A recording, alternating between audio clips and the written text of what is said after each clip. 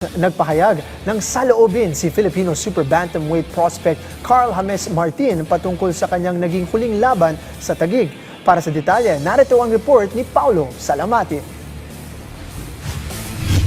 Hindi may tago ni unbeaten Filipino super bantamweight boxer na si Wonderboy Carl James Martin ang kanyang pagkadismaya sa kondisyon ng kanyang naging laban kamakailan. Sa isang social media post, ipinahayag ni Martin ang kanyang frustration sa paghahanda ng kanyang bout noong May 16 sa Barangay Fort Bonifacio Gymnasium sa Taguig City, kung saan nagwagi siya sa pamamagitan ng 4th round knockout laban kay Carlo Demesilio ng Big Yellow Boxing Gym.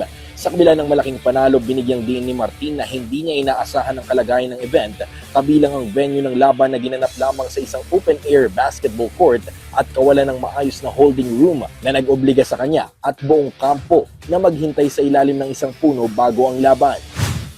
Nung nakita ko po yung venue, ako po ay nadismaya at nakakalungkot isipin na ganun po ang magiging resulta ng venue ng aking laban. And habang nag-aayos po ko ng hand wrap para sa paghahanda sa laban, hindi ko na po lubos maisip na makapag-focus pa.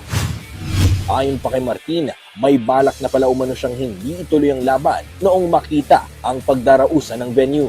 Actually, gusto ko na pong hindi ituloy yung laban kahit hindi na po ako lumaban kasi sa nakita po namin venue. Dahil lang po sa promoter na si Ma'am G na napakabait po na tao, ay akin pong